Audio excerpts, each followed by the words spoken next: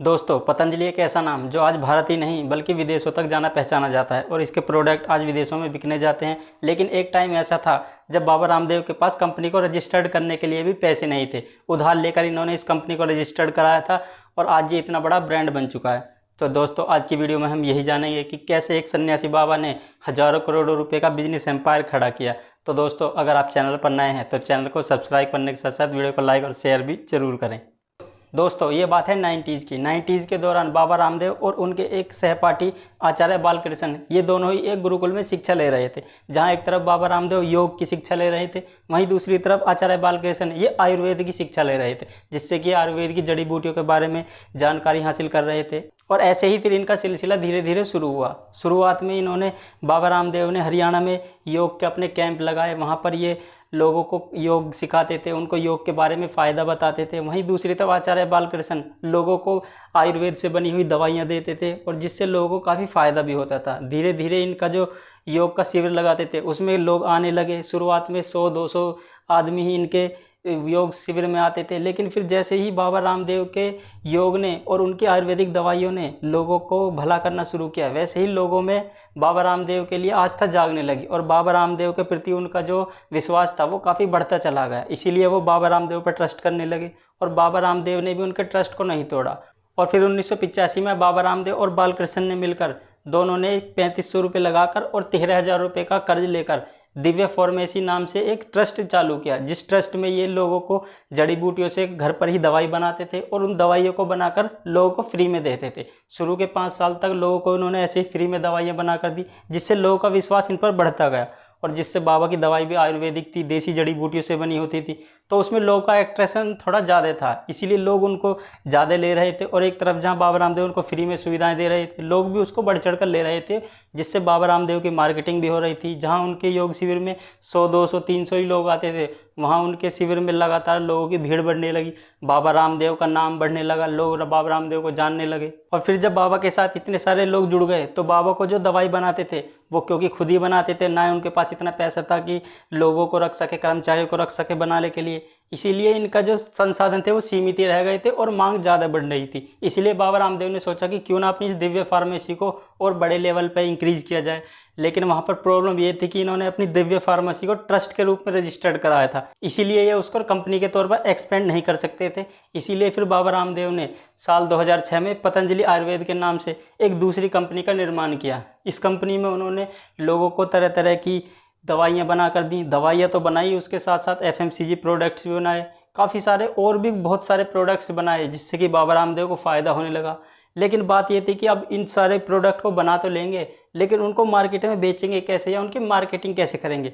तो इसके लिए बाबा रामदेव ने सिंपल सा अपना ही चेहरा चुना, क्योंकि बाबा रामदेव को पता था उनकी फ़ैन फॉलोइंग काफ़ी है, लोग उन पर काफ़ी विश्वास करते हैं और लोग उनसे जुड़े हुए हैं। इसीलिए उनको पता था कि अगर बाबा रामदेव एक बार लोगों को किसी भी चीज़ के लिए रिकमेंड करेंगे तो लोग उसको ज़्यादा खरीदेंगे। इसीलिए बाबा रामदेव ने जो भी विज्ञापन चलाया, जो भी मार्केटिंग कैंपेन चलाया, उसमें मुख्य रूप से अपने चेहरे को ही रखा, क्योंकि बाबा रामदेव के चेहरे पर लोग ज़्यादा विश्वास करते थे, ज़्यादा ट्रस्ट करते थे। इसीलिए उन्होंने हर मार्केटिंग कैंपेन में जहाँ पर भी आप उनका ऐड देखेंगे आपको बाबा रामदेव का ही चेहरा मिलेगा, ना कि किसी बड़े सेलिब्रिटी का या किसी बड़े बड़े सुपरस्टार का।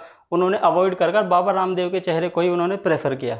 और इनके प्रोडक्ट का मार्केट में चलने का दूसरा बड़ा कारण ये था कि इन्होंने सबसे बड़ी नब्ज भारतीयों की जो होती है आयुर्वेद, उसको पकड़ा और भारत में अपने प्रोडक्ट को इस तरह से प्रचार किया कि ये देसी प्रोडक्ट हैं और ये पूरी तरह से आयुर्वेद से बने हुए हैं, क्योंकि आयुर्वेद से लोग ज़्यादा कनेक्ट हो पाते हैं, अपनी मिट्टी से ज़्यादा कनेक्ट हो पाते हैं। और उन्होंने हर चीज़ में जितने भी प्रोडक्ट थे सब में देसी चीज़ को ही सबसे आगे प्रमोट किया। इसीलिए लोग बाबा रामदेव के प्रोडक्ट के साथ जुड़ते चले गए और बाबा रामदेव खुद भी इतना बड़ा चेहरा थे, लोग उनको जानते थे, उनकी फ़ैन फॉलोइंग काफ़ी अच्छी थी। इसीलिए उनकी मार्केटिंग के लिए भी उनको ज़्यादा कुछ स्ट्रेटजी नहीं लगानी पड़ी और केवल बाबा रामदेव के चेहरे से ही उनके प्रोडक्ट आज इतने बड़े कंपनी बन गए।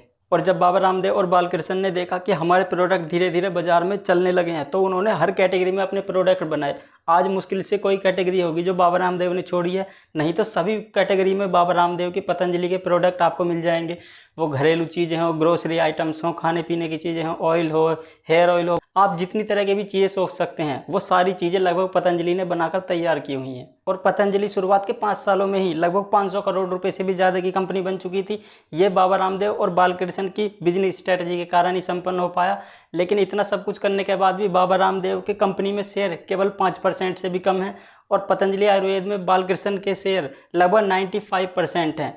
हालांकि बाबा रामदेव इस कंपनी से लगातार जुड़े हुए रहते हैं और कंपनी के जितने भी मार्केटिंग कैंपेन हैं वो बाबा रामदेव ही करते हैं और बालकृष्ण इसके सारा मैन्युफैक्चरिंग, सारा जितना भी इसका प्रोसेस है उस सारे प्रोसेस को बालकृष्ण देखते हैं। इसीलिए आज पतंजलि लगभग 15,000 करोड़ रुपए से भी ज़्यादा की कंपनी बन चुकी है और बाबा रामदेव का टारगेट है कि अगले 5 सालों में इसको लगभग 50,000 करोड़ से भी ऊपर के टर्नओवर वाली कंपनी बनाया जाए। और फिर साल 2019 में बाबा रामदेव की पतंजलि ने रुचि सोया इंडस्ट्रीज़ को खरीद लिया, क्योंकि रुचि सोया इंडस्ट्रीज़ पर काफ़ी ज़्यादा कर्ज हो चुका था और कंपनी ये पूरी तरह से डूब गई थी। इसीलिए फिर बाबा रामदेव ने इसको लगभग 4,500 करोड़ रुपए में खरीद लिया। हालांकि ये पैसे बाबा रामदेव ने काफ़ी बैंकों से कर्ज लिया था, लेकिन उस कर्ज को लेने के बाद बाबा रामदेव ने रुचि सोया को खरीदकर अपने मार्केट शेयर को काफ़ी ज़्यादा बड़ा कर लिया, जिससे उसको काफ़ी फ़ायदा भी मिला। क्योंकि रुचि सोया पहले से ही मार्केट में एक ब्रांड बना हुआ था और रुचि सोया के काफ़ी सारे प्रोडक्ट मार्केट में चल रहे थे। अब वो सारे प्रोडक्ट पतंजलि के हो जाएंगे और उसका फ़ायदा सीधे सीधे पतंजलि को ही मिलेगा। अब पतंजलि के बाज़ार में काफ़ी सारे वाइड रेंज प्रोडक्ट की है, जिससे लोग उस पर ट्रस्ट भी करते हैं और लोग उसको लेना पसंद भी करते हैं।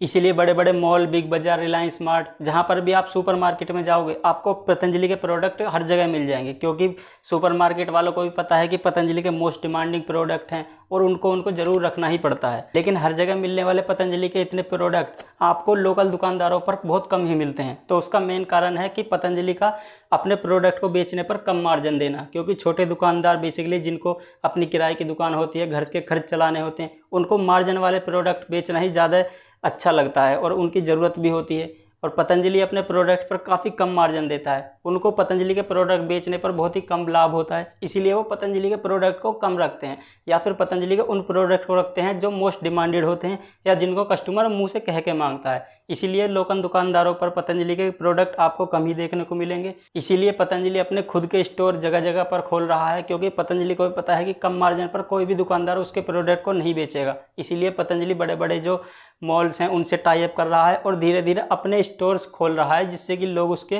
प्रोडक्ट को आकर खरीद सकें। और बाबा रामदेव का भी यही मानना है कि अगर देश में अपने खुद की ज़रूरत के लिए प्रोडक्ट बनेंगे तो देश उससे आत्मनिर्भर भी बनेगा और उससे देश का विकास भी होगा। इसीलिए बाबा रामदेव ने पाम ऑयल में आत्मनिर्भर बनने के लिए पाम ऑयल की खेती करना शुरू किया है। बाबा रामदेव ने लगभग 40,000 से भी ज़्यादा किसानों के साथ मिलकर और उनकी 70,000 हेक्टेयर ज़मीन में पाम ऑयल के पेड़ों की खेती करना शुरू किया है, जिससे कि पाम ऑयल का उत्पादन हो सके और जो देश की ज़रूरतें हैं वो देश से ही पूरी की जा सकें। और अब बाबा रामदेव का लक्ष्य है कि जो भी विदेशी कंपनियां भारत में कारोबार कर रही हैं उनके कारोबार को समेटकर सब पर पतंजलि का राज करना और पतंजलि को एक बहुत बड़ी कंपनी के रूप में बनाना। तो दोस्तों आज की इस वीडियो में इतना ही। वीडियो कैसी लगी कमेंट में अपनी राय ज़रूर दें और वीडियो को यहाँ तक देखने के लिए आपका बहुत बहुत धन्यवाद।